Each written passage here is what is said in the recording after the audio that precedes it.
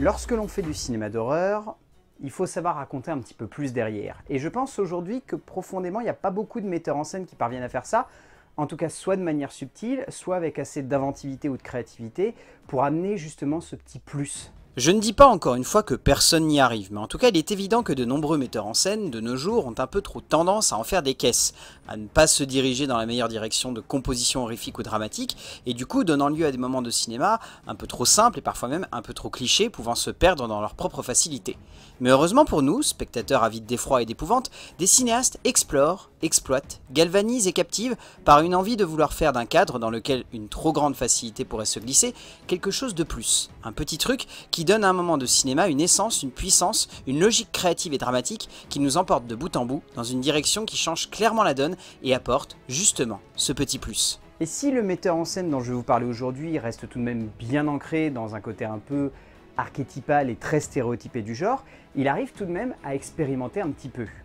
Car s'il est un auteur qui a débuté au cœur même d'une saga devenue aujourd'hui culte, il a également cherché par la suite de sa carrière à pas mal s'en détacher pour nous offrir des choses sortant un peu de l'ordinaire. Pas forcément beaucoup, mais avec assez d'énergie et d'efficacité pour simplement montrer son envie de sortir du lot. Un metteur en scène qui est resté totalement enfermé dans le genre de l'horreur et de l'épouvante, mais qui a tout de même cherché à amener un peu de créativité au sein de celui-ci, notamment en choisissant de jouer avec plus ou moins de finesse, avec l'ambiance entourant la base même d'une œuvre de genre, pour amener un petit quelque chose en plus. S'il n'est pas un grand nom de l'horreur américaine, Darren Lynn Bousman reste un cinéaste qui a su proposer au fil de sa carrière une œuvre variée, parfois surprenante, parfois simplement efficace, mais qui a su apporter un petit plus à un certain cinéma d'épouvante américain, parfois un peu trop premier degré.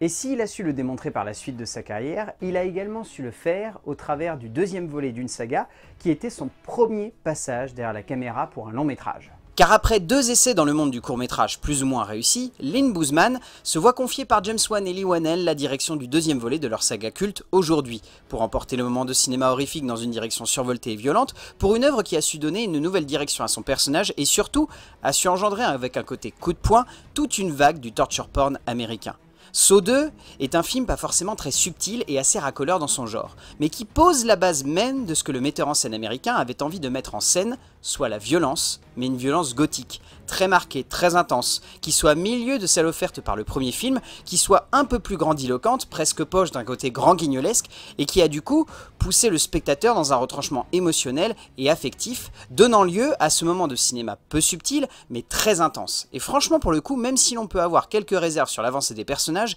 l'esthétique globale de l'œuvre et le rythme effréné de Lynn Bousman tiennent le film à eux seuls. Et c'est un premier coup d'essai qui fonctionne très bien je trouve, qui a une bonne esthétique et une bonne ambiance, et qui surtout démontre déjà que Darren Lynn Bousman a une direction et qu'il veut s'y tenir.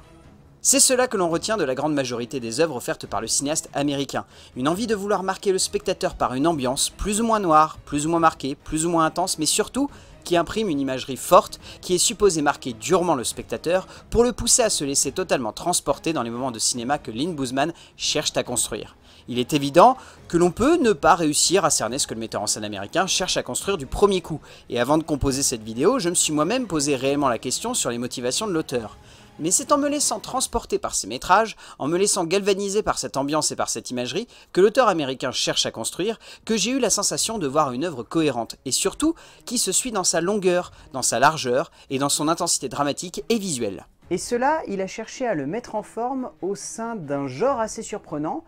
et d'une œuvre cinématographique qui était complètement détonnante dans son genre. Car lorsqu'en 2008, à la sortie de la saga Saw, Lynn Bousman va se dire qu'aborder le genre de la comédie musicale serait une bonne idée,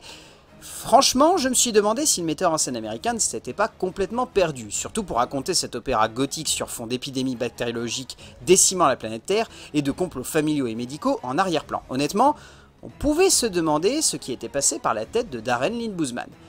Mais Repo the Genetic Opera est une surprise dans son genre. Un film qui marche complètement dans sa catégorie, qui arrive totalement à nous passionner, malgré ses chanteurs parfois un peu à côté de la plaque, mention spéciale à Paul Sorvino qui ne sait pas chanter,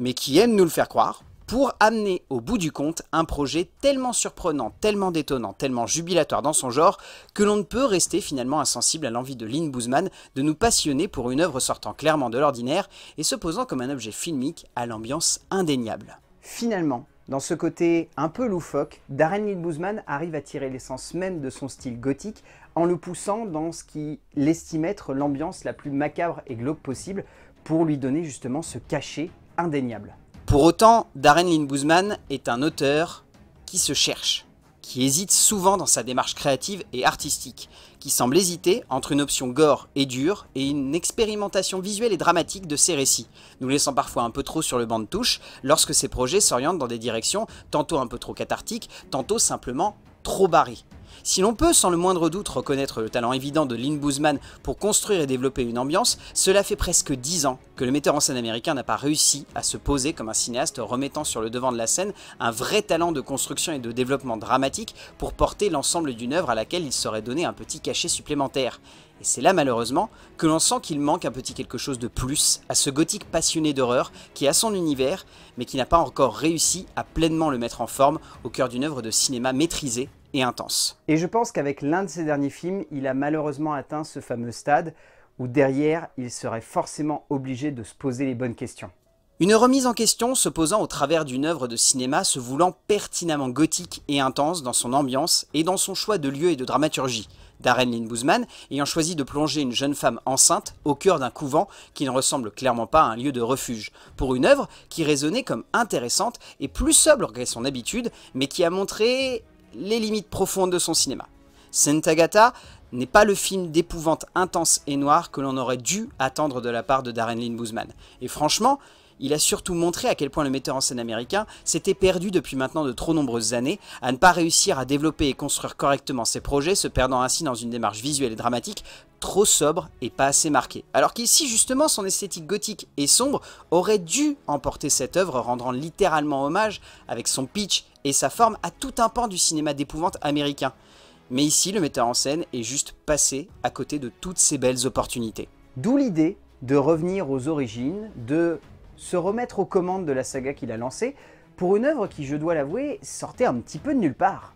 Une renaissance qui semble là, au cœur d'un projet cinématographique surprenant et assez dingue dans son genre, pour une œuvre qui risque clairement d'avoir du mal à se poser comme un objet filmique audacieux, mais qui semble tenir une promesse de la part de Darren Lynn Bousman et de son équipe technique, celle de vouloir apporter de la nouveauté à une saga qui n'a jamais su se relever du départ du metteur en scène. Spiral semble être une arlésienne, le projet cinématographique inattendu et assez fou dans son genre que l'on veut voir rien que pour l'idée que l'on s'en fait. Et si personnellement j'ai envie de croire à ce projet cinématographique sortant complètement de l'ordinaire, j'ai également envie de croire que Darren Lynn Bousman pourrait au travers de cette œuvre réussir à remettre en forme ce qui faisait la base même de son cinéma, soit un cinéma d'ambiance où l'esthétique serait là avant tout pour donner lieu à une œuvre ayant un cachet, ayant une forme et ayant un auteur à ses commandes. Espérons donc que Darren Lynn Bousman saura se poser les bonnes questions au travers d'une œuvre qui potentiellement sonne comme l'essence même d'un véritable retour aux sources.